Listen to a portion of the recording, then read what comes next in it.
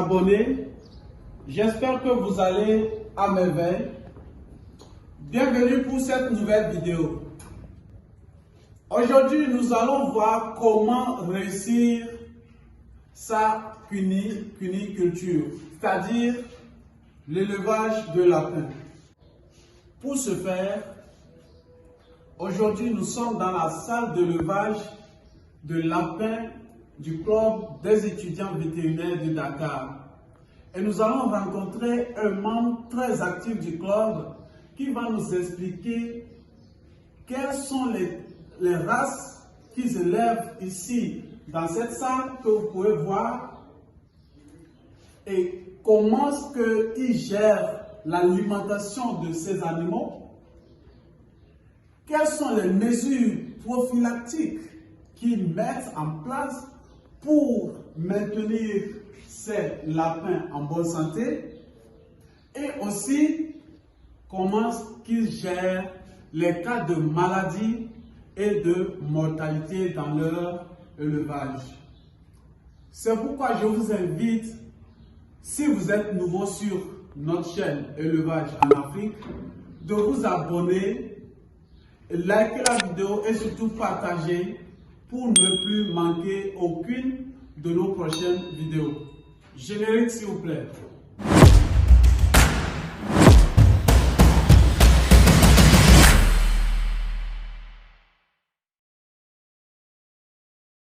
S'il vous plaît, monsieur, pouvez-vous nous expliquer les types de races que vous avez dans votre élevage ici et la raison du choix de cette race particulièrement? Dans notre élevage, vous pouvez vous apercevoir qu'il y a un Angora, des fauves de Bourgogne et une Californienne. Et le choix de ces races, c'est selon l'objectif qu'on a visé. Au Sénégal, ici, c'est surtout l'élevage de prestige qui prime. Mais nous voulons aussi atteindre un objectif de vente de viande de lapin. Et pour cela, ces races-là ont cette aptitude de donner aussi une bonne conformation et un bon rendement carca. Donc, c'est pour cette raison que nous avons choisi ces races-là. Merci beaucoup, monsieur, pour cette brillante explication. Pouvez-vous nous expliquer comment vous avez commencé votre élevage? Comment vous avez lancé votre élevage de lapins au début? Bon, cet élevage, nous l'avons débuté il y a à peine 3 mois. Et nous avons d'abord commencé à acheter des femelles et aussi un mâle. Nous avons acheté 2 femelles fauves de Bourgogne qui étaient encore jeunes. Et nous avons acheté 2 femelles, une fauve de Bourgogne et une autre californienne, qu'on est allé mettre à la reproduction chez un autre éleveur avec un lapin de race géant de Flandre. Donc, c'est par cela nous avons eu 2 mises bas. Et actuellement, nous avons les 2 femelles fauves de Bourgogne qui sont en état de gestation. Et je pense que dans de brefs jours, nous aurons d'autres petits. Waouh! Vous avez commencé avec quelques lapins et en 3 mois, voilà le résultat. D'accord, c'est très intéressant, mais je suis un peu curieux quand même. Je veux comprendre les aliments que vous apportez à ces animaux et surtout à quelle fréquence vous donnez à vos animaux. L'alimentation des adultes diffère de ceux des petits. Pour les petits qui n'ont pas encore été sevrés, nous ne leur donnons que du fourrage, c'est-à-dire soit de la paille d'arachide, soit du fourrage frais. Ou encore, nous leur donnons aussi du concentré. Par contre, nous ne leur donnons pas de légumineuses parce que ceci peut provoquer des entérotoxémies et aussi des indigestions sur ces petits-là. Maintenant, il faudrait aussi savoir que selon les éleveurs aussi, le type d'alimentation, ça diffère. Il y a des éleveurs qui ne donnent même pas de légumineuses, mais qui adaptent l'alimentation de leurs lapins à seulement que du fourrage et du concentré. Ça dépend de l'éleveur et aussi des disponibles fourragères en aliments. Alors, merci pour cette nouvelle explication. Quelles sont les mesures de biosécurité que vous mettez en place dans cette salle afin que vous puissiez développer cet élevage ou bien de protéger ces animaux qui sont quand même un peu sensibles aux différentes maladies? La biosécurité, elle dépend surtout de l'hygiène. Tout d'abord, chaque jour, nous débarrassons les cages des excréments et aussi des urines, car l'urine, en fait, elle est très toxique pour les lapins et aussi pour l'homme. Après chaque 2 mois, nous désinfectons les cages et nous nettoyons la salle chaque jour aussi. Après, nous protégeons la salle, nous la fermons tout le temps pour ne pas laisser traîner les chats ou d'autres animaux et les nuisibles aussi. Parce que ces animaux peuvent être porteurs de germes qui peuvent souiller soit l'aliment ou bien l'eau disponible qui se trouve dans les cages là. Chaque jour, nous changeons l'eau aussi parce que quand l'eau elle est assez froide, les lapins ne vont pas la boire.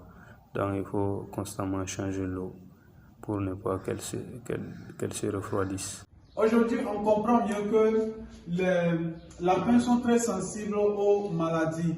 Mais après ces mesures de biosécurité, quand même, il y a des cas de maladies qui surviennent et parfois même de mortalité. Est-ce que vous pouvez nous expliquer comment vous gérez ces cas de maladies et de mortalité?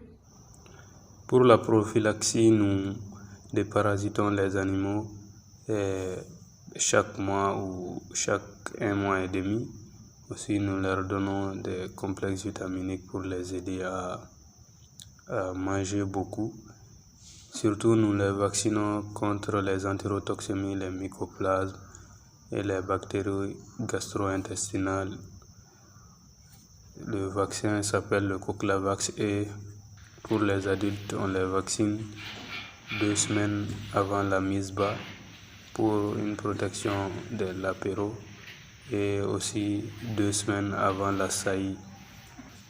Pour les petits, c'est jusqu'à 35 jours après le sévrage, 35 jours de naissance que nous leur vaccinons. Donc, tout ce processus de prophylaxie, c'est pour prévenir surtout les maladies gastro-intestinales, car les lapins sont très sensibles à ces maladies.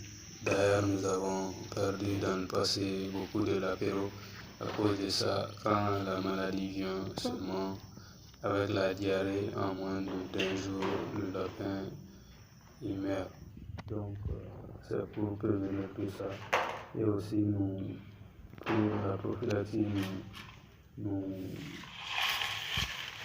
lavons aussi les épluchures avec l'eau de javel parce que c'est les épluchures là qui sont vraiment les causes principales d'entérotoxémie.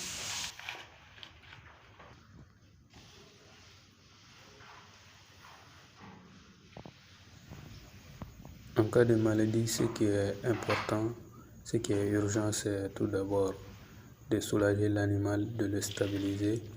Et après nos suspicions, si nous ne sommes pas sûrs des résultats, nous demandons l'avis de gens plus expérimentés afin de mettre en place un traitement adéquat. Par contre, s'il y a des pertes, nous faisons les autopsies et à travers les lésions, nous pourrons déterminer les maladies qui sont susceptibles de causer ces lésions-là. Et en fonction de cela aussi, nous mettons en place le diagnostic et le traitement. Comme nous sommes dans une école inter-État de médecine vétérinaire, et cela rend la tâche plus facile. Ah voilà, maintenant je voulais savoir comment pensez-vous développer cet élevage de lapins et quels sont les conseils que vous avez à l'endroit de ceux qui sont dans la production de lapins et surtout ceux qui aspirent se lancer dans cet élevage de lapins.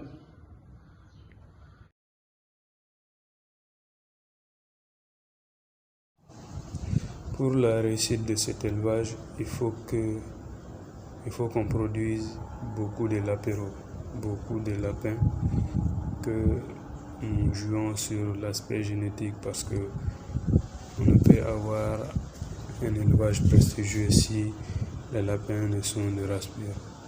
Il faut éviter aussi le plus possible de consanguinité. Donc il faudra mettre en place des programmes de prophylaxie et aussi synchroniser les dates d'essai et les mises bas afin que les lapins mettent bas au même moment et que les petits ont la même taille, la même évolution.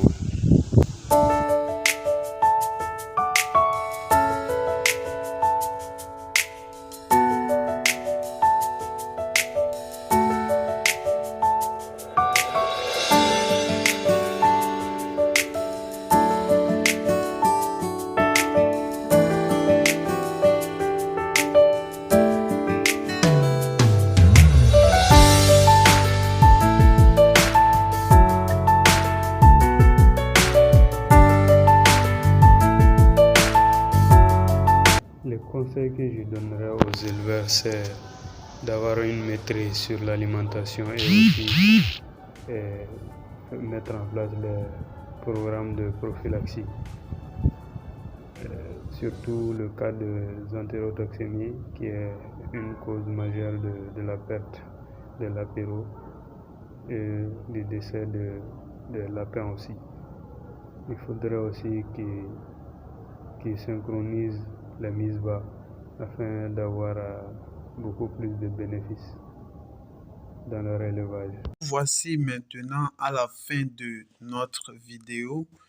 Je vous en prie, veuillez vous abonner sur notre chaîne Élevage en Afrique afin que vous ne puissiez louper aucune de nos prochaines vidéos, car sur cette chaîne, nous parlons de la production animale, c'est-à-dire de l'élevage, de l'agro-business et de l'entrepreneuriat. Nous avons une ferme conviction que nous ne pouvons pas développer notre continent, notre chère Afrique, sans ces domaines clés de la vie. Bonne journée à vous tous et bon Ramadan à tous les musulmans du monde entier. Ciao.